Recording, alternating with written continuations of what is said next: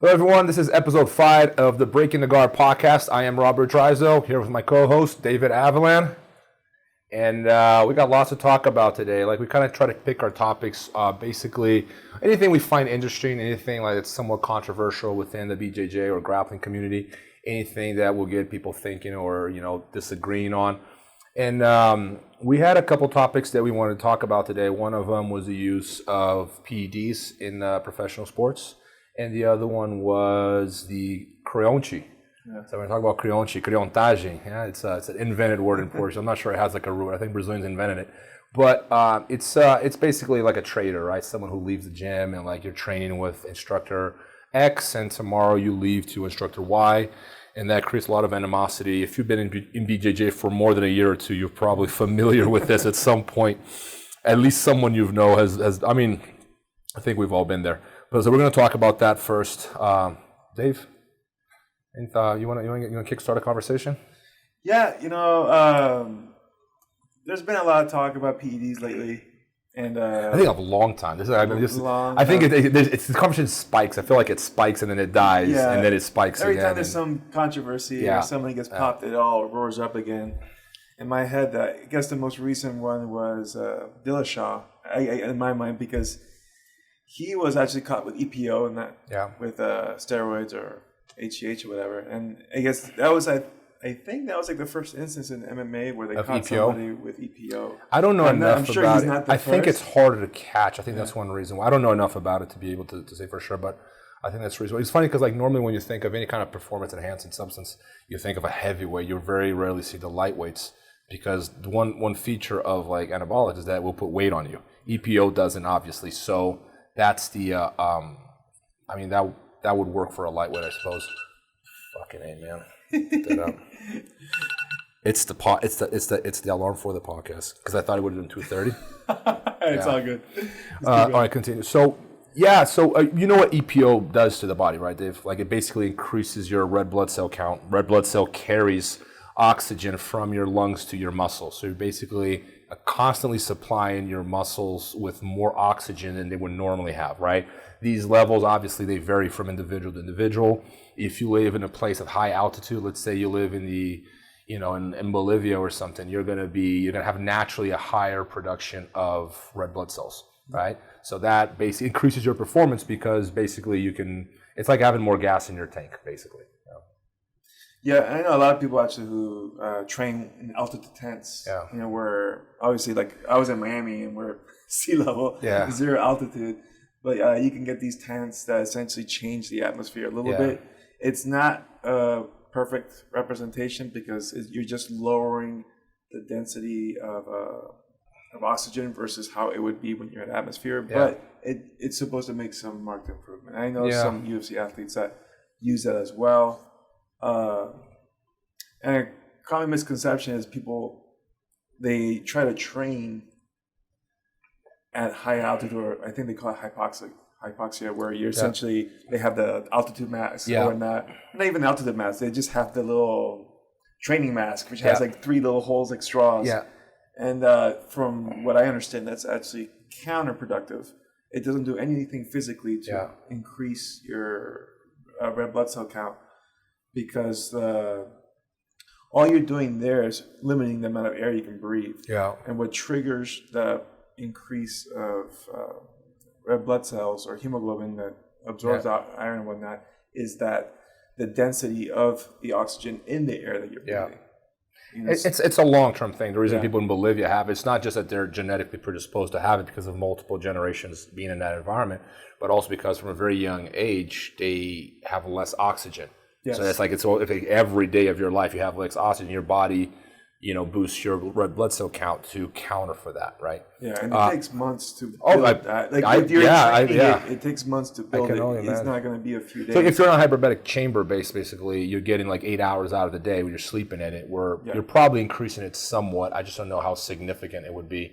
I will say one thing about the mask, though. I think for red blood cell count purposes, you're right, because you're only wearing it for however long your training lasts. Let's say you're doing conditioning for, with the mask on, probably like 15 minutes tops if you're doing something hard, Yeah. But what it does do, and this is one reason I would use it, I don't think it is a thing for red blood cell count. It does for very well-conditioned athletes, it raises the bar even further. So for example, what it does is because you're getting less oxygen, your body releases lactic acid to make up for it. So lactic acid is almost like a reserve tank of your gas tank. So you run out of gas, now you go in the reserve tank. So with and that releases lactic acid. Lactic acid is the pump you feel in your forearms. If you get that nasty taste in your mouth when you're grappling, you're really tired, and you want to spit it out, that's lactic acid, right? And basically what you want to do is you want to replace that with oxygen as fast as possible. The better condition you are, the faster your body replaces that lactic acid with oxygen. You don't get your muscles pumped. That's why, hence why conditioning is so important. Why you gas out, you feel that pump in your hand when you're tired, right? You know what happens is you want to make sure that your lactic acid input is not. If it's too high, your performance is going to suffer. What the mask will do, it's going to push that threshold of lactic acid accumulation a lot faster. So the athlete gets used to dealing with the replacement of lactic acid with oxygen with very little oxygen. So I'll give you an example, like Max, right? Yeah. It's hard to get Max tired. Like I've done conditioning with him. Like the kind of stuff that would break most people after like 2 minutes, 3 minutes, he's going. He recovers extremely fast. So we're considering using the mask with him because I'm having a hard time getting this kid tired. And that's a good thing, but I feel like no matter how hard your conditioning is, it's so hard to replicate a fight. Because in the fight, you always go that extra mile, you know? So it's the only situation I can see like the mask making sense. But I'm with you. It doesn't increase your red blood cell. You don't wear it long enough. It doesn't even make sense. Right. No, and the other thing, too, is that people who are proponents of altitude training, the idiom they use is you sleep high, train low. Yeah. Right? Because you want to be resting at high altitude. Yeah. Because you're not going to be able to, if I get the same athlete and put him at high altitude, have him do sprints, and then put him at low altitude and do sprints, he's going to do way better on low altitude, which means he's putting more effort out. So you're not going to be able to work as hard at high altitude. So your training is going to suffer as a consequence. Yeah. And what increases the red blood cell count is not how hard you're working. It's just time. Yeah. So it doesn't make sense to train at high altitude because you're not going to be able to push yourself and get those intensity peaks that you. So I think when it comes to training, I like to. Training to me, it has to be like very, and this goes for everything. You hyper focus on certain traits, right? So for example, if you're working your cardio, you have to hyper focus on that aspect of your condition or power, whatever it is. Because martial arts is about learning, I think it's different. I think a lot of conditioning coaches, this is a beef I have with a lot of conditioning coaches, is they come from like a college background, right? And if you look at like, they know, all the research they've studied, it's primarily from sports like football, basketball, powerlifting, and that's great. But they come with these models that are based off of football and other sports, or swimming maybe, because they've had government funding and research for decades. So there's a lot of research on sports like swimming and powerlifting and whatnot, because they're Olympic sports. And they try to, kind of fit that kind of template into fighting, and it's so different because fighting is learning based. So I think the overwhelming majority of your workouts should be learning, which means that if I break you in 5 minutes, let's say I could probably break you physically in 10 minutes if I have you like jumping and flipping tires and do okay. Well, how much did you learn? Like, so let's say you could roll with that intensity in 10 minutes. How much did you actually learn? You got tired, and that's great, but you're better off at a slower pace with a 2-hour session because you're going to learn a lot more at the end, right? But for training purposes, you have to mix it up. This is how we're doing with Max now. We mix it up like once a week. We have a brutal session. This is not about learning. This is not about your cardio or your power. This is about breaking you physically once a week. I want you so tired you can't walk. This is going to be, we're trying to make it harder than the fight. Now, you can't make that your camp because that's insane. You're going to die. That's not, you're not going to learn anything if you just train like that. But at the same time, some of these guys, and I've seen how some of these physiologists that come from like, the grad students from greater universities, they come over to train as MMA fighters and they're measuring everything in your body. And I'm watching the workout. I'm like, that guy's not tired. Oh no, he's done for the day. I'm like, he's not tired. He could have gone another 30 minutes. But they swing all the way towards all these a lot of sophisticated data and exercise and all that, but they're not pushing the guys. There's that hard push you get in wrestling. We were talking about this a while ago. Yeah. You don't get that, man, in some of these conditioning coaches. Like, man, you're gonna gas out unless you get pushed that threshold at least once a week. Yeah, and the wrestling cardio that wrestlers have comes from that intense push, right? Like they I honestly, like, some of the best shape I've ever been was probably when I was in high school. You mentioned that. It's kind of sad to say.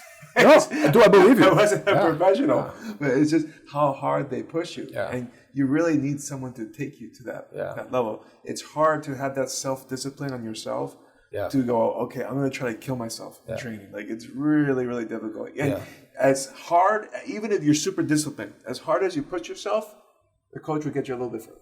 Yeah. Naturally. They can always push you past your point of comfort. Okay, so do me a favor. Can you describe what a work is like? I've heard you tell me this before, but I want them to hear from you. What is it like, the sort of intensity we're describing? Because I think if you've been BJJ or MMA for a while, you know what we're talking about. But a lot of times the people that come from other backgrounds, right, they don't comprehend it. Because I've seen, like, going back to other sports, I've seen, like, professional football players do conditioning. I've done conditioning right next to them. I'm watching them, I'm like, it's like my day off. Yeah. They do like a 30-second sprint and rest for a minute. I'm like, oh, that's nice. But like, there's a lot of that in some of these sports because the same intensity you get from wrestling. I believe wrestlers are the best athletes in the world. Next to MMA fighters, maybe. Like, they're phenomenal shape, and you have to be. Describe that push, Dave. So I'll tell you the typical, and mind you, this is a high school wrestling practice. It was run by a Lock Haven wrestler, and Lock Haven's a really good wrestling program, and my coach is a little bit intense because he just graduated and went straight to there's a reason why you remember him, man. Tirso, if you're out there, thank you for that. So pretty much we would start every day with an Indian run, which essentially is a 3-mile run, and it's like 2 lines, and the guy at the back of the line has to sprint to the front, and you're jogging the whole time as it's going. So it's like intermittent sprinting with a fast-paced jog. How many people? I'm just curious. Probably about 20 people, so 2 lines of 10. Oh, you're sprinting the whole time. You got like essentially 10 seconds between each sprint. You know what I mean? So and the whole time you're jogging at a good clip, you know. And our coach made sure, because not like a lot of coaches are not in the training with you. Tirso was leading the pace. He was jogging. He was jogging, so he was a pace leader. So he was the only guy who was not. That's sprinting. hard to do. We're going to talk about that at some point because that's really hard to do. Yeah. So it's like you can't talk shit either because like, he's doing it. He's doing it. He's probably like 30 years old than you too. And then he's like, boom, boom, boom, boom. He's going. But he was young. He was probably like 25 or something. Okay, that's not bad. So that's young for a coach. Yeah, young. He's really. That's why I said he's a really young coach. So I think the training was really hard because it was like he just finished getting this done to him, and then he like kind of translated it. Because we had a team that started with like 60-something people. At the end of the season, there was like 10. He just weeded everybody out. It's a selection process. Yeah. That's not normal. The regular roster for a wrestling high school, I think it's 13. So we didn't even have enough for a full roster. Right. Yeah, but the thing is, like, I think when we're going to have this discussion as well, like, as we talk, like our minds, like my mind goes all over the place. But that is one reason why wrestlers are such dominant athletes in MMA. To me, the technique and the hard work, and I get that. But people don't realize the selection process that goes on from a very young age, weeding out the unathletic kids and like sticking, like the best athletes in high school are the ones that are going to get a college scholarship, and the best athletes, it's a pyramid, right? Like the Soviets did this. It's a pyramid. You end up with the best athletes in the country. So like you at the time you finish, if you're an NCAA All-Star American, you're one of the best athletes in the country. Like you're naturally extreme. If you wouldn't have made it that far had you not been an outstanding athlete. Correct. And the level jumps are significant. Going from, like, you can get someone who was like the middle school state champion. Yeah. He means nothing in high school. Yeah. And I remember there was one of the guys, I went to a camp in Minnesota, the J. Robinson 28-day intensive camp, right? So in there, one of the counselors was one of the wrestlers at Minnesota, and he was a 5-time national champion in high school. Right, which means like he entered in as a freshman, and I think he was wrestling since 8th grade, 9th, 10th, 11th, 12th, won every time. So the kid was a stud, right? Not just state level, national. So as a high school, he's like unstoppable. When he got into the college room, he couldn't take anybody down. Not even like the third stringer in the. Wow. And he was like mentally crushed. He was not used to losing. He was not used to losing. Yeah. Not even able to score a point. Like, not 1 point. Like, he was getting destroyed. And he was, like, at the breaking point where he was about to quit. He's like, man, like, he didn't know what was going on with him. Yeah. And then all of a sudden, he got his first breakthrough. He got 1 point. Yeah. And then, like, everything started to stack. But so, like, and then if you go from that level to then world-class level, then there's a whole nother level. I've heard that collegiate wrestlers going into like Olympic training centers, and like it's like a notch above that. You know, there's also the rule difference as well because there's all that. So I don't. I believe it or not, I don't know wrestling. But like I know the freestyle and the collegiate. I know the collegiate style, folk style is a little more grappling wise, right? There's a lot more leg riding and So the main difference between like international wrestling versus folk style wrestling. Folk style wrestling, your goal is to pin the guy, but there's also an emphasis on the bottom guy. If he gets taken down, he's on his force. He has to get back up to his feet. They will not restart the match, no matter how long you're holding him down. In international wrestling, if I'm down for like 10 seconds and nothing's happening, they start us back up. So pretty much in order to keep the guy down in international wrestling, you have to turn him. Yeah. And if there's no turn within 10, 15 seconds, boom, back up to your feet. So the bottom guy doesn't have to practice how to stand up. He's got to practice staying flat. Just staying flat. So he doesn't learn any escape skills. Interesting. And then the top guy doesn't really have to work breakdowns. Yeah. Because in folk style wrestling, you constantly have to be bringing the guy back to the mat. Yeah, They call it mat returns, right? Yeah. So there are two pivotal skills for fighting that are That lost. don't exist in Olympic. And that's why there's a lot of criticism, like Yoel Romero is like, how come people stand up all the time? Because he's not training in a style where it requires him to control people. Yeah. He's great at putting people on their ass. Yeah. But he doesn't do a good job of holding them down because he's not world class at that level. And my guess would be that the folk style wrestlers would learn jiu-jitsu a lot faster too, because like from my experience, collegiate wrestlers, it's like the good ones. They're black belts at everything minus submissions and fighting off their back. Yeah. It's true. Other than that, like they're black belts at everything. Everything else they do, they know. They kind of know how to pass. They got amazing balance. They got the takedowns down, and what they're missing is the submission, and then fighting off your back. But like they know how to grapple. Like, and I've grappled with like Olympic wrestlers, and they come from that international background you're talking about, and it's different. Yeah, they'll sit on their knees and they're not really grabbing your head, and they don't know how to go to the back. Whereas like a collegiate wrestler knows how to leg ride. Like it's a back attack. You're attacking the back, just like not with the point of choking, of pinning, obviously, but there's a lot more. It's a lot more jiu-jitsu like, it feels like. Yeah, it is, and I think the skills are very practical. They translate really well, particularly the skill of pinning. Yeah, pinning is underutilized, I think, in jiu-jitsu and in MMA. They've been doing it, but not to the extent where I think it can be exploited. Yeah. But coming back around to the wrestling training and the practice. So we would do that 3 mile Indian run. Then we would go inside and we would start our wrestling practice. And in the wrestling practice, you would do your warm-ups. And anybody who's done jiu-jitsu warm-ups, it's very similar, circle inside, outside. Not too difficult, but then they'll start doing sprints, or you'll start doing like explosive jumps or whatnot, get your heart racing again. Then you go into drilling. So it might be another 15, 30 minutes of just drilling. Doing double legs, doing stand-ups, anything. And usually they try to chain them. Like you'll drill 2 skills together. Maybe I take you down and then you work reversing. Or I take you down and you get back up to your feet. So like we build sequences versus just standalone moves. And then there'll maybe be like 30 minutes of technique work, going over new techniques. And then the rest is going to be more live. A lot of situational drills, usually based off the technique. Start from the head inside single leg, finish it, right? Other guys working the escapes. And some live work, and then more cardio at the end. Like you'll do sprints. So it's a 2-3 hour practice? 2 to 3 hours. Yeah. And you're done? That's it, and you're done.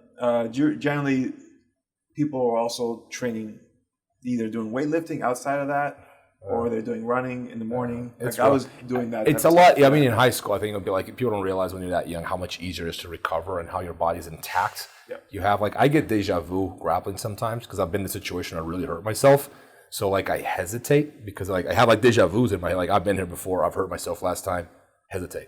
Yeah. Whereas if you're 15, 16, your body's you're like Wolverine. So you just run through a wall and it's like nothing. But I've trained like that. What you're describing to me, it's ironic because when I started training, BJJ is a very young sport in comparison to wrestling. Like if you look at how many papers are written on wrestling versus BJJ, when that answers you how evolved both these sports are as arts, right? How evolved they are. Wrestling's light years ahead in a number of ways, but I feel that when I started training, practice was in a certain way, and I've been watching this evolution of how BJJ progresses, how training methodology progresses, and it's becoming a lot more similar to what you're describing. Yeah. Me for myself, like, yes, I do like chain movements. I didn't learn it that way, but like I work on chain, sometimes 3-4 sequences for both partners, so they're both interacting. The drilling that I see in BJJ, I think first of all, there was no drilling, and then there was a drilling that I don't like. I think it's a waste of time. It's kind of like drilling with a dead body. Like you literally put a dummy on the floor and it'd be the same thing. I'm like, I think that's not realistic. You're not learning anything. You're just burning energy and wasting your time. But then there's a kind of wrestling-like drilling that's like semi-live. Yes. Like we're moving, and I'm like, because then you're learning timing, movement. It's realistic because your opponent gives you a little feedback, right? Versus them just falling down the second you touch them. And that's what I've been gravitating towards. So like I've been watching, I feel like other schools are beginning to do this, and it's interesting because even though BJJ and wrestling, to me there are more similarities than differences. Like people focus a lot on the differences, but no one pays attention to similarities. And when you look at the similarities, like they're very similar. For sure. And then it's interesting how the methodology becomes more and more alike because it's a process of selection, right? Like this stuff is not working, let's do more of this. And eventually I think that will end up very, very similar to like a collegiate wrestling practice for the competitive BJJ at least. Yeah, and I think it's just, like you said, the evolution of the sport. As more people are doing it and as there's more money flowing into it as well, because wrestlers that come in are generally already athletes. Yeah. Whereas a lot of people in the old days that were doing jiu-jitsu, even MMA, weren't athletes. Yeah. They were just tough guys. Yeah. You know what I mean? And so now you're starting to see pretty much everybody in the UFC is an athlete now. There's no you don't have UFC 1 through 10 where you just have like guys with pot bellies or Tank Abbott rolling in there. You know what I mean? Like they wouldn't make it in today's world. Yeah. You know? Because we've weeded out it's a selection. We end up with the best. You know. But as time develops, the training improves and people realize, this is what works better. But coming around, like what you were saying in other sports, that they try to adopt, like when you have sports physios, like, we're going to do what we do in football and bring it. That's what they learn, right? Yeah. It's not really the same. Because the thing about MMA is that it uses a lot of different types of conditioning. Yeah. Right? Because you have obviously explosive bursts when you're striking or you're wrestling, clinches or takedowns. But then there's also lulls of action where it's kind of slow. Yeah. And then you have to burst out and then go slow. And so it's difficult to say, like, they're still working on it. Like, what's the perfect way to train to develop the cardio? And usually from what I've seen people doing, you got to do a mix of things. Yeah. It can't just be all sprints. Yeah. Right? It can't just be all like variety of stimuli, flow rolling stuff. There's got to be a variety, and everybody's formula is slightly different depending on the style they have. So that's why I think it's very interesting, because there's no cookie cutter recipe. You know, you could have someone like, because we all vary too. Yeah, you could have someone like, even like strategically, like someone like Damian Maia is very successful. You know, and like people crap at him a bit, but like these 3 losses recently were to who? Colby Covington, interim champion; Usman, champion; Tyron Woodley, champion. Yeah. And they beat him by like pointing him out. You know, like nobody destroyed him. And Damian's 40. Yeah. He's 40 years old. And he's essentially like fought for the title twice. Yeah. An impressive resume. You know, and he's not the most athletic guy. I've known Damian well, trained with him. He's not the fastest or strongest guy. But with him, it's really mental more than anything. Yeah. But I mean, like, it's very impressive what he has done. Yeah. You know, and he's a guy who's pretty much went the pure grappling route with some stand-up. You know, so a lot of the people are going more stand-up with the wrestling to nullify the ground game. Yeah. You know, but there's a lot of ways that people can win with it. So the conditioning is going to be different depending on your style, you know? So and according to your weaknesses, too, I feel like people naturally have predispositions, which is interesting that the people that had natural good cardio love to jog, and the people who are naturally explosive love to, like, power lift. Yeah. You know, and this is where discipline kicks in with me. Discipline is not doing something every day. Discipline is doing what you hate. That's what discipline is, you know? And, like, if you have a weakness, that's what you got to work on. Like, there are things that I've always been, we mentioned this a while ago, I've always been flexible. Yeah, I could stretch, but that's not going to make me, you know, it's going to improve me this much. Whereas, like, my lactic acid tolerance has never been very high. So, like, I need that kind of conditioning we were describing earlier. That's what I should be leaning towards. Yeah. But that's where coach comes in, because if you leave it to me, I'm always going to lean towards the things like, I love rolling jiu-jitsu. That's easy. I don't even call it discipline showing up to the gym every day. It's still fun. Yeah. I love it, you know. But like running sprints uphill, I hated. And very few moments in my life I had a coach yelling at me, and I always perform better. This is like really where I think the coach excels. It's like sometimes it's less technique, to be honest. It's more just that figure there that you respect and trust, telling you to go that extra mile. To give you that accountability. Yeah, honestly, man, sometimes it's less about the technique. It's crazy to say this because, like, obviously that's important, but I think there's sometimes it really is just that figure that, you know, that you, above all, that you trust. When he says sprint one more round, or a mile, like, you trust him, you know, and that right there goes a long way. You know, and it's, my brother and I were, for the most part, a lot of self-coached, because when we went into wrestling and we finished and we started, we had an instructor for MMA for maybe like a year or two, and then he left, and then it was just me and my brother, Ronan. Yeah. Right? So a lot of times when I was conditioning or training, I would ask myself, what don't I want to do? And then, crap, okay, that's damn honesty. But that's good, man. Like, if everyone did that, it's hard to do, though. Like, that way, that's... I've done that before, but I'll say that was less than 1% of my practices. I feel like 99% of the time I just gravitate towards the things that I like to do. And it's a flaw, but yeah. For us, like, I know, like, when I came up, a lot of my thinking translated into jiu-jitsu and MMA terms, because wrestling, when I read a book, it was called Wrestle to Win by this Olympic coach, BZ Hendricks. And it was like a basic sports psychology book that I have incorporated into everything I do now, because it was very simple. It was like maybe 80 pages. Yeah. It's out of print now. You can't find it anywhere. It was super good. But one of the things that it started with me early was game planning. Like, his advice, okay, develop a game plan. What's your plan A? Then if that doesn't work, what's plan B? And what's plan C? Yeah. And it taught me to train drilling sequences. Like, you remember you were talking earlier about, like, how a lot of people in jiu-jitsu, they drill, and I'm like, that's not drilling. Right, because you're talking. Yeah. You can't talk when you're drilling, because you're drilling. The way I've always talked about this, but there's 4 ways. There's like a learning cycle. I call it like 4 steps. And the step 1 is observation. Right? Like, before I can learn something, I have to observe it in action. You know, so generally we're in a classroom environment. You're teaching a technique. I'm observing. You teach that technique, and that's where I start to internalize the concept of what this thing is I'm going to learn. The second step is practice. And to me, practice is when you have to think your way through executing a new idea or technique, right? So, like, I learned the armbar for you, and now, okay, so I grab here, and I'm doing this. Yeah. It's awkward, it's clumsy, but it's starting to make that idea in your head real. The third step is drilling. Now, with whatever iteration I have understanding, I'm going to drill this to 100% of my ability. And my opponent, we might orchestrate a sequence where we go back and forth, light resistance, but I'm doing it 100% of my ability. It's the most difficult part of learning, in my opinion, because the drilling part is what's going to build speed, proficiency, timing. Yeah. The final step is sparring or live combat. And that step is your feedback loop. Yeah. Because now you're going to get someone who's actually resisting you, and it's going to plug back in. After you finish that match, you're going to look back in your memory and observe what went wrong, what went right. Practice out the mistake. Now drill the new iteration. Try again. Spar and feedback, right? It seems like to me you're describing a scientific method. When you said first step, you said observation, I'm like, oh, I know that. Because it's kind of what you're doing, though, because you have that trial phase, and then you have your theory at the end, and then if the theory is no good, you observe why it's wrong, start all over again and correct it, right? And that's how you evolve. That's the process of evolution there. And I think exact same. I've never put it like that, like those 4 steps, but it's exactly what I'm looking at.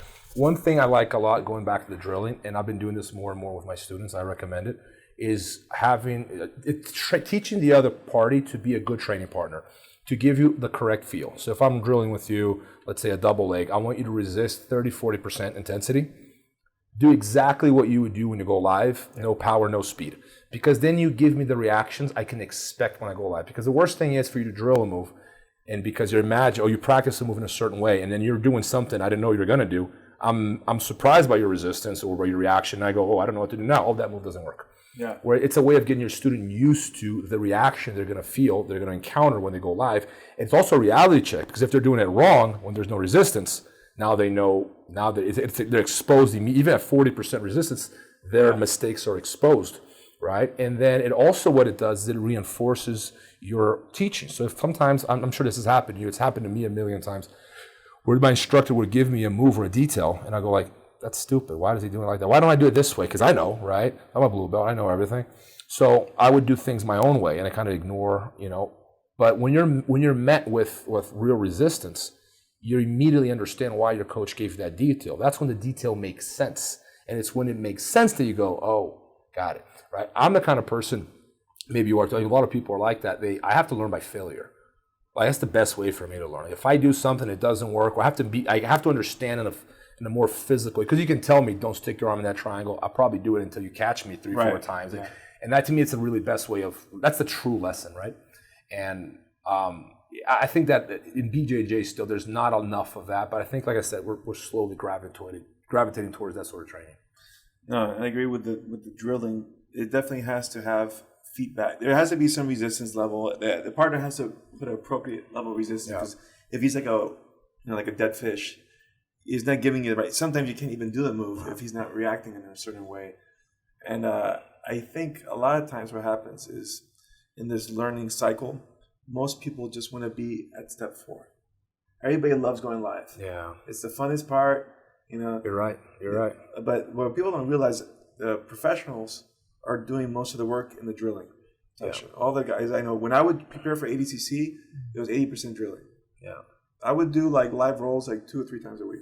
It was a lot of drilling. Let me ask I would you do this, a practice where it was just an hour of me drilling one sequence. And my brother, he was my coach, so he would orchestrate like maybe a 5 or 6 step sequence where I have a partner, I'm shooting a double leg, he's sprawling, goes for my back, I roll into a knee bar, he escapes, I get on top, pass the guard, he does an underhook escape, gets up to his feet. That's 1 rep.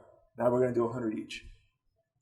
So let me ask you this then, because I've given this a lot of thought, and I do notice like a lot of collegiate wrestlers and judokas also, they come into BJJ and they're shocked by how much more live rolling there is over drilling. Because I've never wrestled in college or done judo for that matter, but I'm on the impression that it's like, 70-30, 80-20? Drilling versus live. When at BJJ, it's the opposite. There's a lot more live. People, because it's fun. Everyone loves it. Yep. But I could be wrong here. This is just like a hunch. But like I think that there's another element that goes on. I think the injury ratio in sports like judo and wrestling are a lot higher than in BJJ. And because BJJ is primarily on the ground, it's more controlled. There's less impact. Yeah, you tweak a knee, that happens. You get cranked, hurt your neck, whatever. I think that one reason, I could be wrong here, just like a guess, I think that one reason why judokas and wrestlers drill so much is because the injury ratio goes up a lot significantly when you're standing.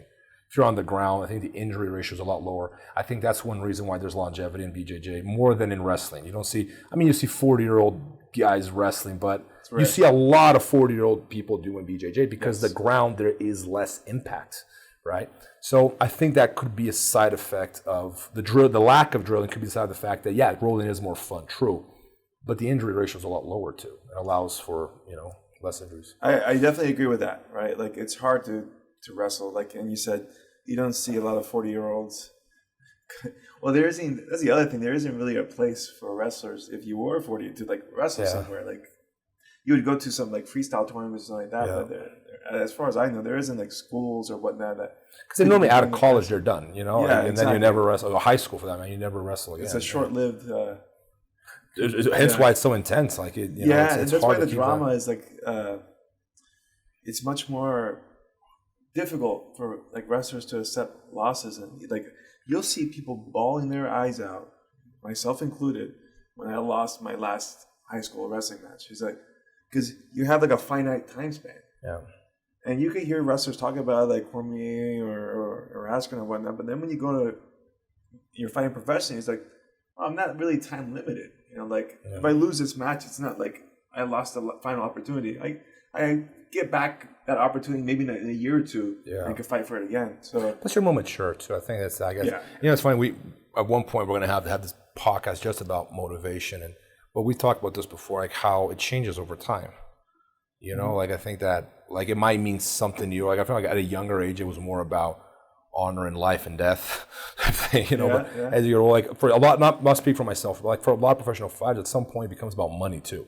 Yeah. So it's it sucks that you lost that money, but you don't go home it's could have made an extra $1 million right there, but I really believe that at some point in the life of these guys, they're really looking at the paycheck.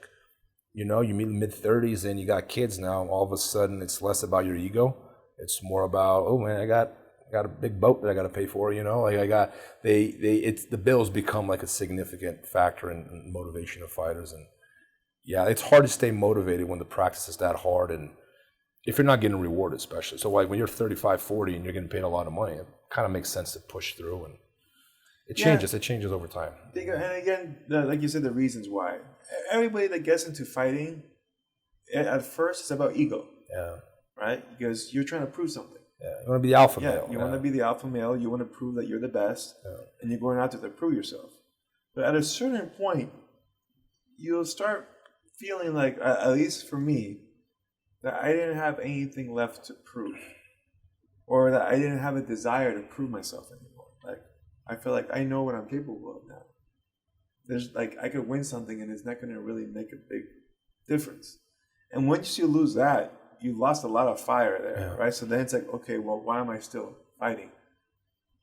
Money, like financial security and whatnot. You know, if I don't have any other means of making money, especially when you're one of these top fighters and you're making a couple $100,000 every fight, it's a big motivator. Okay, I might not care about it the way I used to, but the financial incentive is enough for. Oh no, 100%. Like it changes. Like no doubt. And that's. I mean, we have to have that conversation one of these days. Like that's like a huge.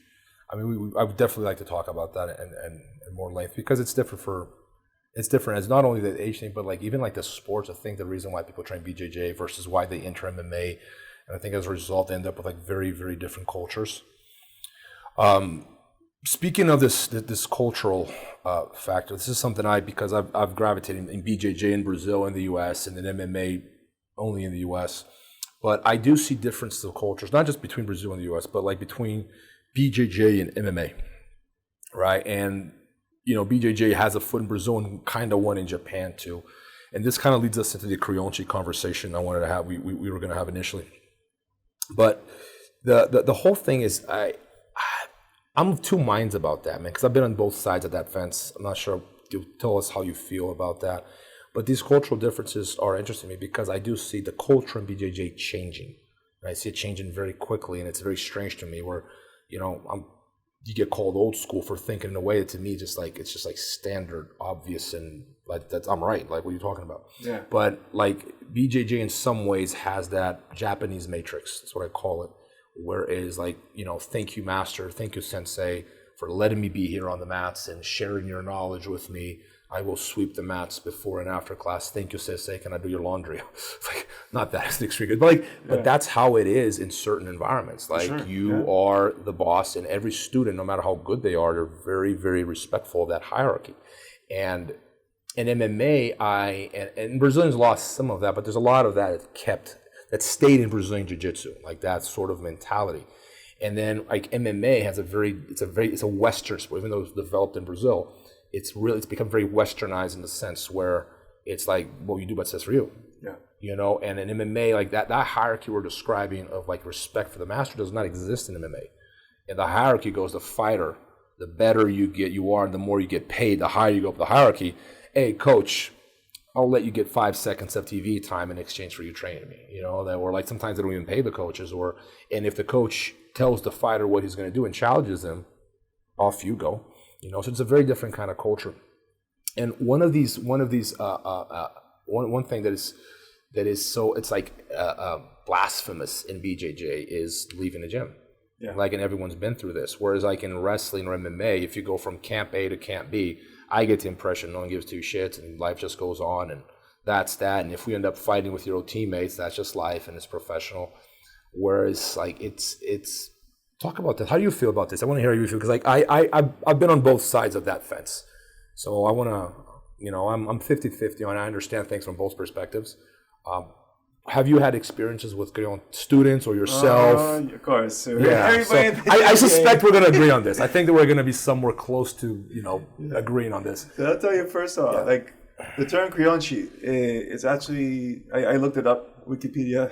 According to Wikipedia, it's created by Grandmaster Carlson Gracie. So he invented the word. I knew it. I was right, because that word doesn't exist in the professional vocabulary. It's not a word so much. It was a name from a soap opera. It was a Brazilian soap opera, and the character was a guy who switched allegiances and backstabbed people all the time. Okay. So he just borrowed it. He just borrowed the name of that character called Creonte, and now that's... Carlson's known for like assimilating words for other things and implementing them to BJJ. Carlson Gracie Jr., Carlson Gracie, a senior, just had a statue built for him in Rio de Janeiro, like a bronze statue, absolutely beautiful. He created another word he got from cockfighting, from like rooster fighting. Okay. It was mutuca. Mutuca is that rooster that doesn't want to fight. Like when the time comes, he's like, "Die right here," and then he goes the last second. He goes like, "I want to get out of here," you know. Funny. So mutuca. So he like in BJJ, like everyone uses the term mutuca all the time for someone who's scared of fighting. Yeah. I think very few people know that Carlson Gracie actually introduced that word into the BJJ vocabulary. That's interesting.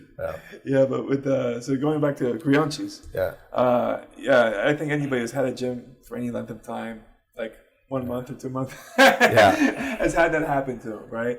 And I actually wrote a little blog about this, but I can understand from the coach's standpoint, like how it feels, but the students often don't get it, right? Particularly here in the U.S., because, like you said, it's very Western in the sense that they think, well, it's a service-based business. Yeah, exactly. I come in, I pay for something, I get training, I walk out. Right? It's like if you're walking into McDonald's, you no longer like this McDonald's, you go to Wendy's the next day, and that's that. It's a business transaction solely. Yeah. And, in other sports, people switch teams all the time, and there's not nearly as much uproar. I mean, sure, people get upset when LeBron moves from Miami or somewhere, but it's not like a giant stigma as it is like in certain schools. You leave and you got like a scarlet letter on your back. You know what I mean? Like everybody hates you now. Oh, he's a traitor or whatever. So I think that's misplaced, but I can understand from both sides. So like from the coach's angle, first of all, I would never call like a casual student a Creonte. Someone who's coming in once or twice a week, trains, and he goes. I mean, that student's goal is just to make their life better, right? So whether that means getting them in better shape, learning self-defense, confidence, and ultimately you're trying to get them to the black belt and develop that black belt mentality. Yeah, that's your goal for them. And if they can't accomplish it with you and they go somewhere else, all right. I mean, it is what it is. Normally when you hear it is usually when someone who's a star pupil. Right, or someone you've invested. There's an emotional attachment. That's the real problem. Right. Yeah. Because you develop this because of the amount of time you put in, and most people don't get that either. Because from the athlete standpoint, a coach is a resource, right? Like I'm coming to him to learn and to get trained and to get better. He's a resource. Whereas from the coach's standpoint, a lot of times they see the athlete as like an extension of themselves. It's like an extended family. Like I'm putting in my heart and soul. Yeah, you become like a son to you. Like and a lot of people I see is I've had it myself. It's like it's a father-son relationship type thing going on. Because people don't realize you're putting more time in training with these guys, probably about anywhere from 2 to 4 hours, depending on what you're doing. You're helping them with their diet, getting weight cut plans. You're traveling with them all over the country or the world. Yeah. You're doing press events with them. Whenever they have little mini dramas and whatnot, which are going to happen, you're going to be there to resolve this issue. So it's like being a parent. If you're coaching someone who's a professional or aspiring to be one, you're sinking in a lot of time. And the thing is, as the coach, you're in the more vulnerable position. Because if that person leaves, all the time and effort you put into them leaves with them. Whereas as an athlete, you absorbed all the lessons and you get to move on. So it's a losing relationship for the coach. It's a risky relationship. It's an investment. Yeah, it's a huge investment. So like my mind on this is that there's pretty much 5 reasons why someone would switch camps. All right, 1, he moved. You can't help that, right? Guy moves to Colorado. I can't say, hey, you got to fly here every day and train. Like that's silly. Like okay, well, you should. Yeah. If you were committed, you would, right? But so I mean, it is what it is. 2, there's some type of drama with the coach. Right? Like they got into some personal beef. That's going to mess things up. Or 3, drama with other students or other athletes. Yeah. That could cause problems as well. 4 is the one that if the coach or the student feels they've exhausted the resource of the coach, like they've learned everything they had to offer him, or now they know better than the coach, or that the training is no longer adequate. That's a reason they move. And the 5th, final reason, financial. Whether they can't afford to train or they're getting incentives to train somewhere else. That might make a move. So these are pretty much the 5 reasons someone moves. I agree. I think that, yes, you're spot on.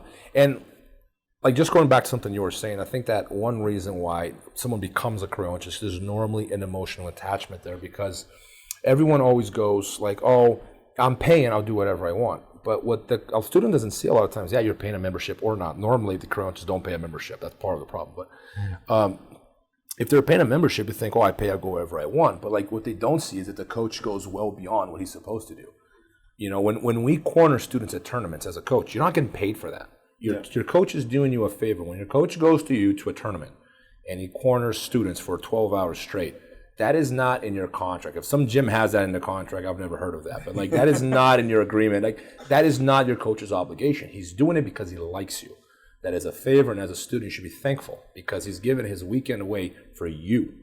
Oh, it promotes your school. No, it doesn't. Yeah. I have a school. No one cares. No one cares if you won an AGA belt, man. I'm serious. Like, it doesn't change my life, man. Yeah, I used to have guys back in the day, and they were fighting like in regional promotions, and they're like, man, I put the flag for the team. I'm like, man, there's not one person that's ever joined the gym because they saw you fight. And it's a personal satisfaction, right? For example, if I see my students win, I get satisfied. Like, I've been on the verge of tears watching some of my students win because I was so happy for them. But that's my payment. Yeah. It's the satisfaction of watching them win. Yeah. Like, financially, there's no, unless they're like fighting in the UFC making millions of dollars and you have a contract, which most people don't have with their coaches, so they don't get paid. Yeah. There's no reward, but in the student's head, I've literally, I've heard it referred to as ROI. Yeah. Like ROI students, like return on investment. You know, I've heard that term thrown around before. Like, it doesn't work that way, man. Like, it's not like, if you're good, that's great and everything, but that because there's an investment, this is where the Creontage, that the resentment comes from, because I've been on both sides of that fence, is that, you know, you have on one end, you have a highly committed coach who spreads himself thin, takes time away from his family. I've done that. I've had wars with like my ex-wife over like students that I was giving my time to, and she's like, they're not paying you, like F them. And she was right, you know, but like I go, at that time I was like so emotionally invested, like I want them to win. And, you know, so there is resentment for the coach on that end. And there's the other side of the story. Sometimes a student, I mean, if they move or financial, to me, I think the financial, generally speaking, is like the least common of the problems. Because like, I don't know how poor you are. Like, you could probably put $100 together, $120 at the end of the month. And if you walked up to your coach, I only have $80 this month, but I'll clean the mats for you every day. I think most gyms would probably agree to that. So to me, that's like the least common of all the 5 themes you gave. Probably does happen though. I'm sure it happens. But like the moving one doesn't even count. But like when it comes down to the student, like not getting the training in, I've been in that boat. Like I've gone to gyms where, for example, one gym that I'm known as a Creonte in Brazil. In case you want. Like, I've been called a Creonte my whole life, but I've always had a good reason. And I believe I did the right thing every time. So the first time I remember, like the gym only taught jiu-jitsu 3 times a week. I'm in competition mode, man. Like 3 times a week is not enough for me. I'm going to train twice a day. And I offered the coach, can I teach class the other 2 days so I can train 5 days a week? I'll teach for free. It was a purple belt at the time. Like, I would like to teach BJJ for free so I can train 5 days a week. No, this is my gym. This is only going to be, like, it was like to tell me this is how you're going to train with 3. Like, I'm not going to do this. So I leave. I left again after a while because it was a difficult moment in that particular gym where I love the guys. I had no issues with them. But everyone was either moving or injured or not training with me. I was like a world champion at the time, and I was left training with white belts. So I didn't have, every now and then I'd have like a good purple belt to roll with, you know. But it got to the point where I didn't have training partners to challenge me. It just wasn't happening. This went on for months, and then I'm like, I gotta go, you know. But like both times, like I sat down with my coach and I had a very adult discussion with him why I was leaving. It was not personal. I love him. Thank you for everything. But this is the reason why I'm leaving. You know, and I think that's one thing that a lot of students miss is that, you know, like I think that the right thing to do is to look your coach in the eye and tell him why you're leaving. Because if you have a leg to stand, normally, and people have done that to me, maybe once or twice. Yeah, like normally they kind of sneak out because they know they don't have a leg to stand on, right? And when they don't have a leg to stand on, they don't have arguments. Like the only thing to do is like kind of like, and they, you know, which I have no issues with. Like the part that drives me nuts is when they try to spin it on me like I'm the bad guy. Like, no. You weren't man enough to you couldn't even have the balls to tell me what the reason why you left, right? And that's where that resentment comes from. But I left, one time I left a coach because he was losing his mind. One time it was just like I was tired of like the lack of, organization, professionalism in the team, and I just wanted to, do my own thing. But like I managed to maintain good relationships with all these guys. Like I can go back to Brazil, any of the schools I trained at, and they'll greet me with a hug. And I think it's a hard thing to do, but I think it's important that even though you don't train with your instructor, that you maintain a positive relationship, because at the end of the day, they did something for you. For sure. And even it's not, maybe it wasn't what you wanted. Maybe it wasn't what you expected. Maybe you had a very high expectation of what a coach owes you, right? But a coach did something for you, and for that reason, like I think the student ought to be respectful, regardless of what you train. You should always be like thankful. Yeah, no, 100%. Everybody that's part of your martial arts journey, whether you left them or not, is part of who you are. You can't pretend that era of your time doesn't exist. Myself, I've actually stayed with every coach I've had until they moved away. And it's happened with my wrestling coach. I actually moved cities, so I was supposed to go to a different high school. But I didn't want to leave my coach hanging. So I ended up driving an extra hour. Or actually, I didn't have a driver's license back then. So my brother would drive me an extra hour to go to school and come back. And I had to put that I was living at my grandma's house so that I could still go to that high school in Miami, because I was living in Fort Lauderdale. But and it would have been easier for me to be in that other place because it wasn't as competitive as a regional tournament. So it would have been easier to get to states. But I wanted to stick with my coach because I felt like I owed him everything, And when I started training MMA, I was with my coach Randy, but then he moved after a couple of years. And since then, it's just been me and my brother. So really, I haven't been coached by like a senior for long, maybe like 4 years total.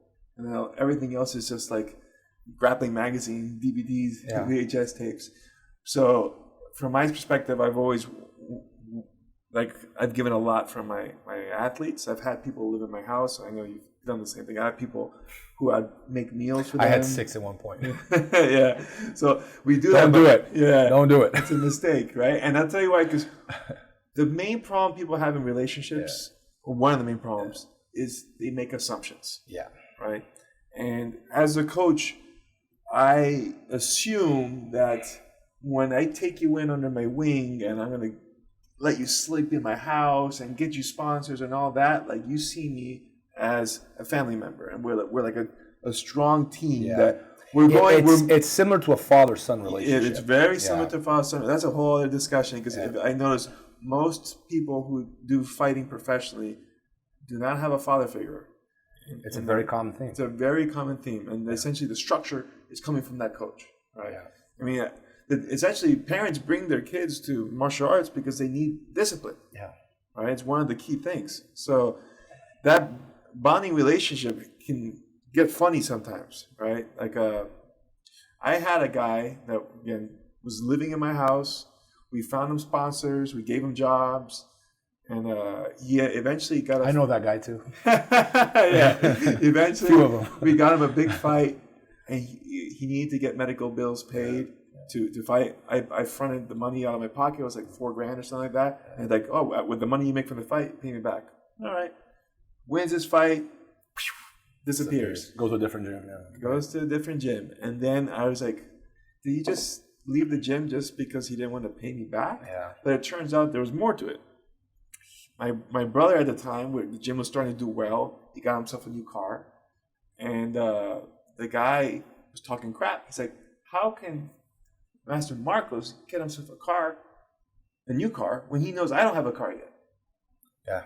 And then I was like, what? Yeah. No, it's nuts. Right? It's nuts. So like the relationship can get funny, but it's because everybody was making assumptions on both sides of what roles we're going to play in this relationship. Yeah. And they need to be ironed out. You know, so like what you're talking about before, if you're going to be a pro, you should be writing out a contract, right? You should be stating out like, this is what I'm doing. This is what you're expected to do. You know, these are the things I'm not doing.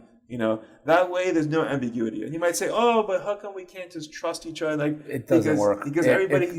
See, like some people are worthy of trust. Like some people, like a handshake means the world to them. Like I feel like I'm that guy, but not everyone operates like that because what happens is you create gray area. Yeah.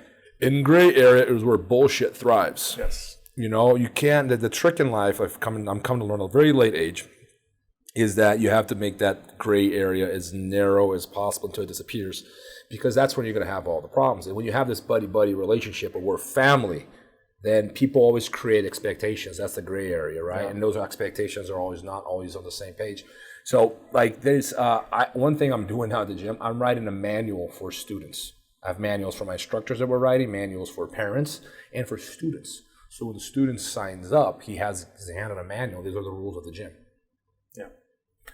Because I think that right there gets rid of a lot of the gray area because now they know what to expect. Because the professor always assumes loyalty. Yeah. And the students all the time think, I'm going to do what's best for me. Because there's that me attitude that, going back to that cultural difference that we're describing, like that has become so prevalent in MMA and is becoming more in BJJ. Like, what's best for me. And I get that, but like, where does that individuality starts crossing over with your morals? Yeah. Whereas like, there's a moment there, I'm like, okay, me, but this guy did a lot for me.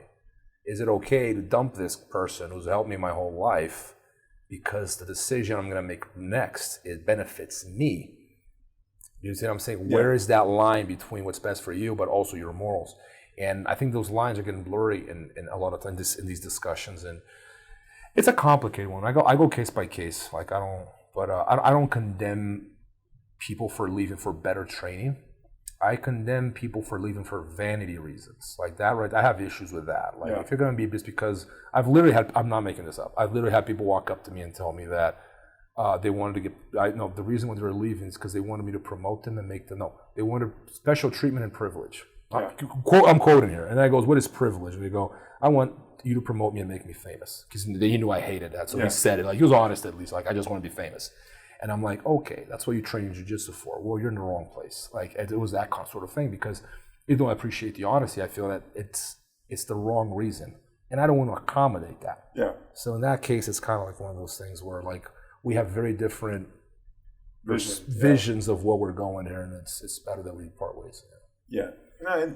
So like I've talked a lot for the students. I mean, from the coach side, but for the student side, it's not like the coach can't do no wrong either, right? Like, absolutely. Coaches I've messed up a ton. Yeah, and there's things that there's good, I think, reasons for students to move to other gyms as well. Like kind of like what we highlighted. If you feel like you're on the wrong path or the coach is not helping you in the way you feel like you need to be helped, that might be a time to go, I might have to switch camps or at least have a discussion with the coach and then say, hey, what's going on? But a lot of times I think people like to place the blame on somebody for bad performance and just think by moving, a problem is going to fix itself. Yeah. You know? It's always someone else's fault. Right. It's easier to do that, you know? So I think you have to be honest with yourself and like, is it really because the coach is not showing up to practice and doing all the stuff and he's not bringing his A game? Or is it because I'm not bringing my A game and I'm not being dedicated in training? You know, because I've had people leave and then like these are the guys that were coming in like twice a week and they were pro fighters and they're showing up barely. I'm like, I mean, you failed yourself there, you know, because I'm here every day. You know, it's funny. Is it people that don't listen to you, do the least, are the ones complaining when they lose. I mean, you don't trust me, you don't listen to me, you barely train, and now you're complaining that you lose. Like, and it's a life issue too because it affects. It's an attitude problem. Yeah. It affects everything you do in life. Because one lesson I learned from BJJ early on was that if I lose, it is my fault. Yes. Okay, maybe the ref is 1% responsible. Maybe my coach is 1% responsible. It's max 1%. The other 95% of it falls on you, man. Why are you worried about the weather? Yeah. Why are you blaming the slippery mats? Why are you blaming? I mean, you can blame them slippery mats. You can blame the ref, but you can't change the ref. Why are you worried about it? You worry about things you can change. What's immediately available for you to change. What's funny because I've heard that people complaining and blaming the style of training or whatever. And then, meanwhile, all his teammates are winning. And he's the only one losing. If everyone's winning, you're the one losing. What's the common denominator? It's clearly not the training, you know? Yeah. But like it's something that people need to fix. I think we all need to fix because it really holds you back. Oh, it stops you from progressing. The second you're blaming the world and not yourself, like how do you progress? You can't because No, you're powerless. stuck. You're powerless. You've given the power Thank away you. to the world. You know what Thank you. It's a great way to put it. You're powerless. It's exactly what's happening. That's why I always say, I believe in self-responsibility. Yeah, accountability. Self-accountability, exactly. Taking everything that happens in your life is your fault. Yeah. And it's the most empowering thing you can do for yourself. It's depressing in a way because you put yourself. It's always like me, but it's the only way you solve the problem. Yeah, because otherwise, if it's Robert's fault, well, I can't make Robert do anything, so now I'm a victim. Yeah, right? it's the victim mentality. Yeah. And I don't like that. Is it getting worse? Yeah. I feel like it's getting worse. I don't know. Like maybe I'm more like sensitive to it. Like I see it so much, man, and it's always something else. And I don't know. Like I think if you get caught in the triangle, you can blame your coach. But at the end of the day, the next time you train, it is you and your will and your commitment to not putting yourself in that triangle that's going to stop you from getting triangled again. Yeah.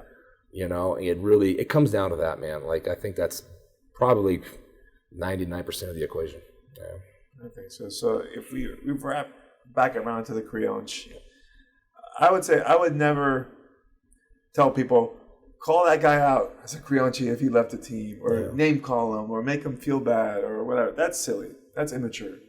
Too. You could be upset about it as a coach, like if someone leaves you and all that, but at the same time, there's things that you could have done to protect yourself from this, like what we discussed, right? Like if students are leaving because there's drama in the gym, that's your bad, because you're the head of the culture. Yeah. And if you're not, every so often a bad seed comes in and you have to pluck it out, or you have to fix problems. If you're not keeping that culture clean, that's on you, you know? Yeah. And some coaches are not training enough themselves. I remember we had a long time ago, we had one of our instructors, we had a bunch of instructors, he would never spar. And we're like, man, you got to do some sparring. Like, you're not, and he wasn't like doing any of the classes. He would just show up, teach, and leave. And it's like, you got to put yourself out there, because he was teaching some clown like stuff like that wouldn't work, you know? Yeah. So it's like, you got to put yourself out there and improve yourself. If you're not educating yourself as a coach, you are going to fall out of date. And your students are very well justified to say, hey, man, like, we're stagnating here. And that is one of the most, I'm glad you brought that up, because that is one of the most difficult things to do as a coach, is keeping up with everything. I've always had a policy of like doing like what I call, like, I'll focus on the middle. Because I have students that only want to do berimbolo, and I have students that only want to do leg locks. I have students that only want to do self-defense. And I have students that only want to like train the gi, but they only want to be on top. Like, and all these different like subgroups of like what I teach, right? If I put all my focus on one thing, right, I'm going to lose all the other ones. Yeah. So I have to make an effort to please the center. But again, like where is that? It's very difficult to find a balance when because jiu-jitsu becomes so big. It's like, it's becoming like little, like mini cultures of like different styles. And as a coach, I try to be in the center as much as possible, because I'm trying to please the biggest audience possible. But then you get resentment of people like, oh, we're not doing enough lapel sweeps. I'm like, yeah, there's like 3 people in a group of 30 who can do a berimbolo or a lapel sweep. Like, I can teach class for 3 people and lose 27. Yeah. Or I can teach class for 30 people and do something that maybe you don't want to do, and then you can focus on your own specialties on the side. Because as a coach, my job is to focus on the group and not on you, superstar. Because that's like the mentality. But like, it's a very difficult balance to find between keeping up with the evolution of the sport and also like looking at 99% of your clientele or your students who don't come to the gym for that. They come to the gym for a completely different reason. No, and like you said, the sport is evolving rapidly, and there's so much to cover. Like, I remember like in the 90s, half guard was such an easy position. Yeah. Now you got deep half, the guard, and all this other stuff going on. So it's like, just that one position alone, there's so many sub-specialties that you could focus on, But again, to me as a coach, I feel that's kind of the job. Like I'm like, it's you study. Yeah, I study. I go on YouTube. I watch matches. I see what people do. I try to incorporate whatever I can. I mentioned this before, but like I really want to do statistics on BJJ one day, because I have like like an idea of what's going to happen just from my observations. And it's important that people observe. The interesting thing about like finding out where the sport is going is people have like a laser like, focus on things that are either unknown or they have never seen before, or very like aesthetically pleasing, right? And that's great and everything, but a lot of times what that does, it overlooks the reality of what is happening. So a flashy takedown, oh my God, I really got to learn that one. And then like if you show a single in class, everyone's like rolling their eyes. I already know that one was the number one takedown. Yeah. So like little things like that as a coach, it's something you have to be very, very careful with, like not losing track of what is actually efficient and important versus, what is it that, your students really want to learn. Yeah. Because a lot of times people sometimes they want the garbage.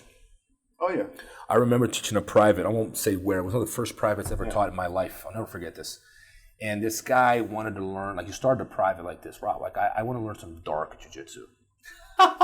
And I have no idea what he's talking about. I'm like fresh black belt. I'm like one of my first privates, maybe my first private ever. I'm like, so like some dark jiu-jitsu. I'm like, I should have asked him to define dark jiu-jitsu, but like I just went like, oh, I'm gonna show him my best stuff. My only reaction was like, I'm gonna show him my best stuff. So I showed him some really cool like hand fighting tricks, back takes, some good show, like sneaky stuff, like good details. And this goes on for the first 30 minutes, right? And then he's just like, I can see he's not liking it, I'm like, I don't know this guy's a beginner, right? But I don't know what else to show him. It was too complicated. I don't know. So make it simple. He wasn't liking it. And then at one point he stops the private, like maybe like halfway through, and he goes like, Rob, what if someone attacks you and your girlfriend? I'm like, well, I'll be like, try to put myself between me and her, maybe get her to run if possible. Depends if he's armed or not. I'm just going with the most reasonable, rational decisions for me to make in that situation. Yeah. What if it's in a dark alley and you can't run? And I'm like, well, in that case, I'd hit the guy and like take him down and protect her and, do this and that. And he's like, well, what if you're in a dark alley and there's no way to run and you're surrounded by 4 men and all 4 of them are judo black belts? I'm like, when is this? When are 4 judo black belts? Like, when is this? What situation is this happening? And that's when it clicked, man. Like this guy just wanted me to bullshit him. Like he just wants to like the crap, the nonsense. Like give him my best stuff and he's just like, I don't want to look at that. So I literally started making stuff up. Like I'd be like this and then that and just like knocking all of them out like with like all these bullshit moves, and he loved it. Yeah. It's like he had this like Shaolin kind of like old kung fu movies kind of vision of how a fight took place. Yeah, he wanted to see that. That's kind of what he wanted, and that's what he meant by dark jiu-jitsu, I'm assuming. And there's a little bit of that in the BJJ community. I feel like sometimes there's a lot of like people that they prefer like the nonsense, the trick moves. It's not that it's not important, but it's like 1% of the equation. Like, why are you not looking at the big numbers? And exactly. Yeah, because excitement takes prevalence over efficiency sometimes, I guess. Yeah, you want to do the moves that are the most common that work well. Yeah. Because Marcelo Garcia was arm drags, right? Rear naked chokes. They're not fancy, but it works. Roger Gracie literally made a career out of choking everyone.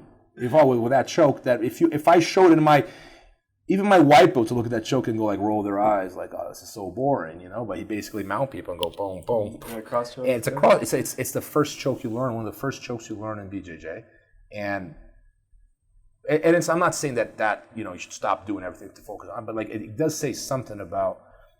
I don't like old and new. I like efficient versus non-efficient. Yeah. And I like to focus on high percentage moves. To me, an intelligent class, an intelligent curriculum is focused on high percentage moves above all. It's a hierarchy. For sure. I don't like to use best and worst, but like there's a hierarchy of, like the most efficient down the ranks, and I think your investment goes accordingly. Yeah, because you want to put yourself in a position where you could execute moves. Like when I was coming up with the whole Kimura Trap System thing, it was because that last ACC in 2007 where I grappled you and Zanji, I did it was 60 minutes of grappling for 4 matches. Yeah. Because I was getting overtimes left and right, triple overtime, double overtime. Yeah. I'm like, I need to finish people because I'm running a marathon where everybody else is doing a sprint. Yeah. So I'm like, what? And I started thinking back to my wrestling days, game plans. I'm like, all right, what's the submission that I could hit from the most positions? Yeah. And then to me, Kimura. Yeah, it's true. So like, why would I focus on doing like flying triangle, which I can only do for my feet, and I could get really good Beautiful at it. move. Yeah, beautiful move, but like it's a limited use case, right? Yeah. Whereas Kimura, I could do literally everywhere. Yeah. So if I have a really good Kimura, I'm dangerous all over the place. All over, you know what I mean? So like common move, but just very efficient, and I can execute from everywhere. You know, so I agree with you there. Like basic stuff usually works well because it's basic, so it implies it's simple to set up and execute. But most people are like, oh, if a white belt can do it, that means it's not good. Like no, it means it's that good. The technique is so efficient that even someone with a very basic understanding can do it to you. Yeah. Right? Like to me, basic means powerful. Yeah. A complex move requires someone with extreme technical knowledge to be able to execute it. So it's like you said, very limited use case. And what's interesting to me, like, the thing is, like, goes back to that laser-like focus I was talking about. So let's say you watch a highlight of, let's say, Mike Musumeci and, João Miao going at it, right? Like the highlight shows like what is not the reality of it. That showed like the very like compartmentalized aspects of the match. But if you really pay attention, like no matter who you think of, like the most technical grappler in the world, if you look at what he's doing, I would say about 95% of what they do is extremely simple. And then there's a 5% who's more sophisticated, but it stands out. Yeah. The thing is, the 5% stands out. If you just grab the collar and like shift your weight to your hip this way so you don't fall over to your right, it's so simple that most people don't even notice. So yeah, of course, but he's doing it. Yeah. So, but like it doesn't stand out. There's no story for that, right? It's only the one thing that no one's ever seen before, for example, or like whatever is aesthetically pleasing that makes some that makes noise, like so to speak. And I'm very observant of these things because you don't want to ignore. You want to look at the whole picture, is what I'm saying. Not just like the whole. Looking at the whole picture is actually very, very important. That's why highlights are. I had a rule when I fought. I never watch highlights of my opponents. Don't watch highlights of your opponent. Don't do it because it messes you up. It's like it'd be like, oh man, that guy's so good. It makes people look so much better than they actually are. So careful with those. I think going back to those basic fundamental moves, my goal is to try to make a basic move more complex by noticing the smaller details, right? Yeah. Like someone like Roger Gracie with his cross choke probably has some nuggets of knowledge. I'll give you one. I know. I felt that. Yeah. that he's able to pull on that most people don't know. But the move is so efficient that you could do it poorly and still finish people. Yeah. But if you know every moving part, it becomes fatal, If you're tapping world-class black belts with it over and over, you probably figure something out. There's something. And like I remember this vividly, man, because I use this now. I learned this like being on the other end. But first hand goes in, and the second hand goes, I have my face down like everyone does, right? And it's always difficult to get that second hand in because the face is down. And then Roger, I remember he's got his forearm underneath his cheekbone. And there was so much pressure on my cheekbone this way that it was lifting my jaw, and it was hurting so much. Like if I don't move my jaw, I felt like this guy was going in, like it was if I was going to break my face. I remember vividly, it was very painful here, and that's when I lifted my chin, found my neck, and I realized what he was doing. He was doing something that is not illegal. Yeah, it's like frowned upon in BJJ, which to me is like another peeve of mine. If it's not illegal, what's the matter? Yeah. I put my face there. Yeah. Who's responsible for that? Him? He's not responsible for my face. I put my face in front of the choke. Yeah. That's me. If I don't care about my face, why should he care? Exactly. We're in the final of the world here. Like, who cares? You know what I'm saying? So I put my face down, and then he's like, all right, I can either lift your jaw or I'm going to break your cheekbone. I'm like, okay, you can have my neck. But that's BJJ. But it's like it's a basic detail. Yeah. But you don't learn that. It's simple, but you don't learn that if not from experience. No one ever taught me that. It's one of those things that I'm sure he developed or maybe someone taught him, but it was, it's simple. Yeah, and it's just learning and practicing more and noticing little details. Like for me, now I've been teaching the Kimura for so long, it's like 13 years or so, that it gets better every time because my understanding of the move increases as I understand where leverage is and how to place it. Like the first release of my DVD is a little bit outdated, and that's why I put those updates in, because now the newer understanding is way better. Like your iPhones, get updates. Yeah, you gotta add those updates in. You gotta tweak the moves, but it's taking again something that's simple and how do we make this more efficient? Or like I say, make a simple move complex, right? so that we add more moving parts to it, but each moving part we add increases the leverage, increases the efficiency. And that's what most people don't get, because if most people get the ballpark, like if I glance at a painting real quick, look away, tell me what you saw. I'm like, oh, okay, I can name a few details. But the guy who has a real understanding can tell you everything about the painting. Yeah. The colors, the technique, who was the painter, the canvas is on. He understands every moving part like it's the back of his hand. So that's the type of understanding I feel specialists gain. There's someone like Carlson Gracie. I'm sure he's got like a million little tricks from that cross choke he does, or Marcelo Garcia with the arm drag, you with the Darce choke, Bravo, like there's stuff that you do that when you were teaching Bravo, I hadn't seen anybody else do. I'm like, oh crap. Yeah.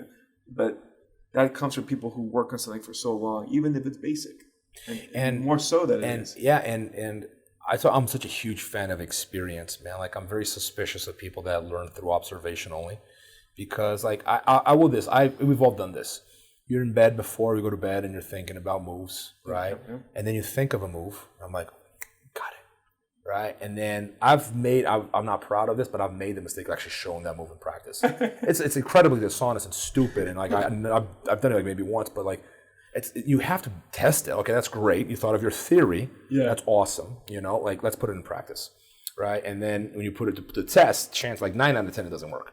And it's true because you're not factoring all these. You don't see what you don't see. Yeah. I call that dream jiu-jitsu. Yeah, it's dream jiu-jitsu. It's like the unknown. You don't know what's going to happen when you react this way. Like, I would say I've come up with a lot of moves. You have to. We all have, right?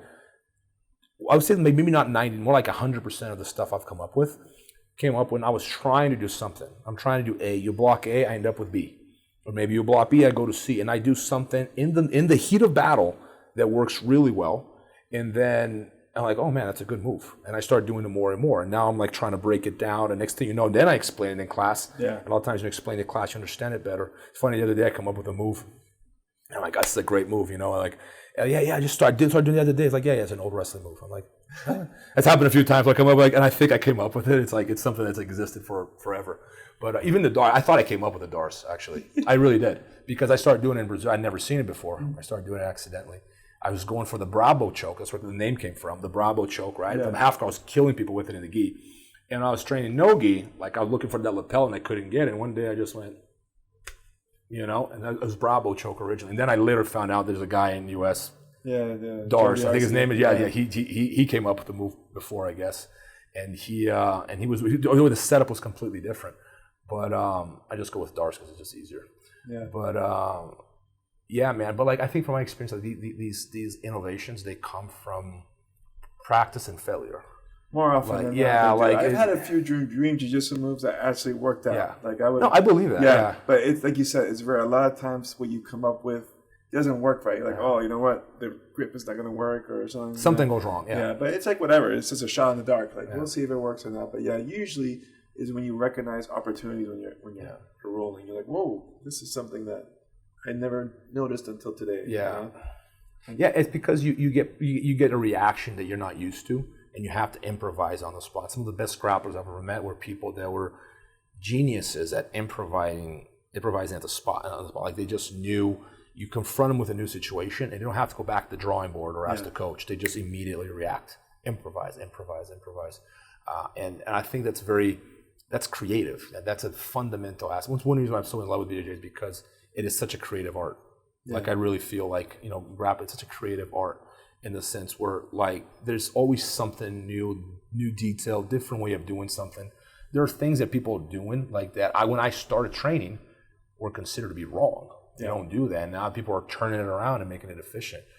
Today I taught an MMA class. I was teaching my students to cross their feet on the back, which is like BJJ don't do 101, But I argue that in some situations, crossing your feet on the back is the right thing to do. Yep. So long as your opponent doesn't have his butt on the ground, that's the exception. But in other situations, you cross your feet. I cross my feet in arm bars all the time, depending on how my opponent's trying to escape. I was learned never cross your feet. Never is a word I don't like to use in BJJ anymore because it's been wrong too many times, like never changes and next thing you know, someone finds an exception. And to me, that's one of the most endearing aspects of BJJ. But once again, these things come primarily from practice, man. Like I think that's the one thing that a lot of people miss. I think that there's the artificial injection we were talking about. It's helpful. It gives you ideas. It opens new doors. But I cannot learn jiu-jitsu from a video, a book. Like, it's going to help you open doors, think of things differently. But you're going to learn primarily by losing, by failing. Yeah. I think the negative lessons, I call them negative lessons. Learning how not to do it is more important than getting it right, because it teaches you how not to do something. It's a very important lesson. Important thing. Like, I know my brother and I, we used to do a lot of floor rolling sometimes just to mess around. But the purpose of the floor roll was to learn something new, right? Yeah. So we would mess around and we would do things we wouldn't normally do. Like, I'll put myself in a vulnerable position, or I'll go for something like maybe like I was told not to do that. Let me try it. Yeah. What happens if I do this thing I'm not supposed to do? And sometimes, there's a reason that you're not supposed to learn that. But other times, like, you know what? There is a good reason to do this. It's just that a lot of times people learn by tradition, and they don't question the tradition. So then nobody ever advances from it, That's a big one, man. Like, it's funny you mention that, because I think I noticed that a lot of people learn by tradition. And the funny thing about these things is the older it is, the more of a truism it becomes. Like, it's been, like, people have been doing this for 100 years, Rob. Clearly it's correct. I'm like, no. Like, just because sometimes people have been doing it the hard way for 100 years. And I love to find these things. We find them all the time. Yeah, what you were talking about, crossing the ankles. I cross the ankles all the time for the back. I just never put it in front of the hips. I put it on the side there, and it works great. Or if you're very flexible, you can cross up really high in the stomach. You bring it up here, and then you can't foot lock you. But it was like you said, it's understanding why. A lot of people, they don't get the why. They just, coach said, don't cross your feet. Like, I guess you never cross your feet ever. Like, no, there's a reason why. There's a foot lock. And the foot lock only happens when the feet are by the hips, And it's like some people are like, you can't submit someone for the closed guard. Like, I can from the top. Yeah. There's ways I can do it, So, like, a lot of times I try to challenge those things. And, you should. Yeah. And see how true it is, you know what I mean? Because, sometimes I find that the more taboo it is, the more reward there can be. Because that means a lot of people will never... Completely unexplored. Yeah. They don't bother me. Oh, no, that's bad. Like, that there might be a really good nugget here. Yeah, and no, you're right. And thinking like that is important, man. I had a student of mine, it's a funny story to me, but like, he's a big guy, right? Every tournament he'd get on top and he'd go inside the closed guard, Ezekiel, boom, finish. Big no-no. He'd be like, all right, man, good job, good win. But don't do that again, okay? Because, he's going to get your back, he's going to arm bar, he's going to say, okay, coach, won't do it. Second fight, boom. Sorry, coach. No, it's okay, man. You won. It's okay. Don't do it again. Third fight, he wins the whole. I'm like, you know what? I'm going to stop correcting this guy. Yeah. I wouldn't teach it in class. I don't teach it in class. But if someone's doing something, you can't argue with success. Yeah. Eduardo Telly's made a career out of giving his back. Eduardo Telly's fairly successful. He's got a lot of people. He's got a lot of titles in Brazil. I have seen, I'm not going to mention names, what he has done to world-class grapplers in the gym.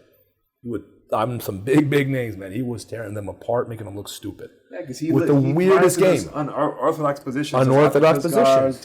Because he's going where no one's ever gone before. And I don't know how to react now. I've never been put in that situation, right? So now I'm confronted with situations he's very familiar with where I am not familiar, because like no one ever tried to pull guard by giving me the back.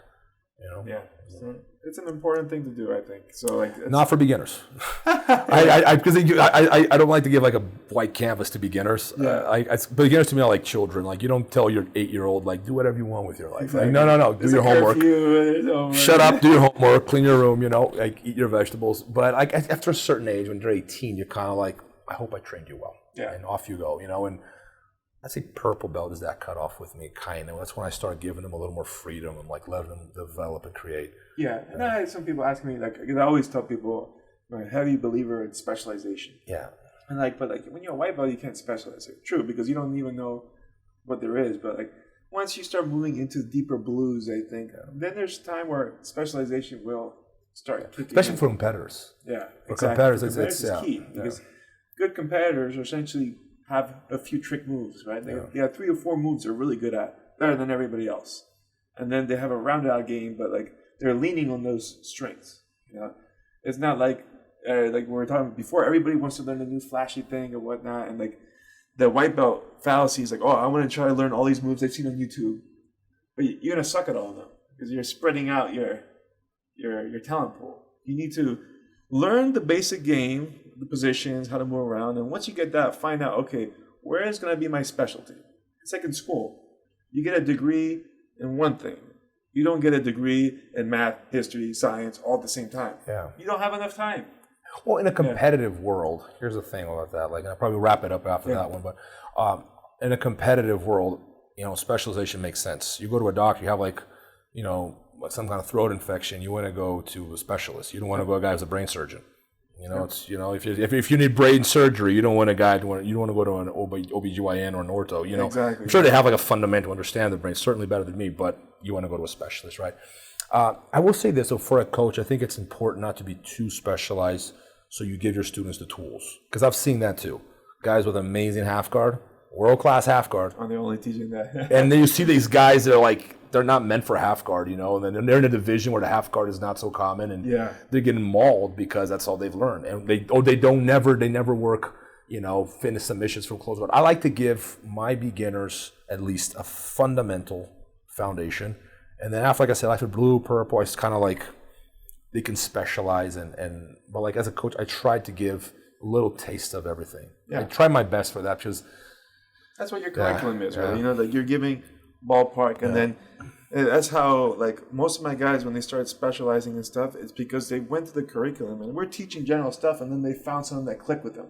Like one of my guys, it was like the first major success story we had when we started doing the curriculum. It was like in the early 2000s. It was Devin Genchi.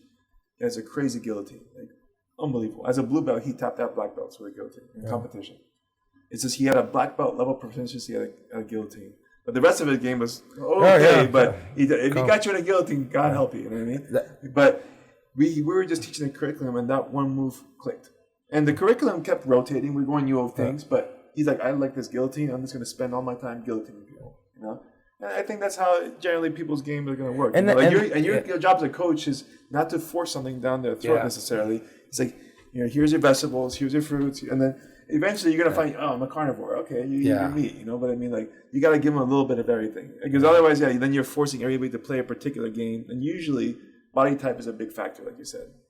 Like, if I try to play rubber guard game, I'd be a disaster. And all the heavyweights I'd probably lose. Yeah. So, like, you got to be flexible with it. No, I 100% agree.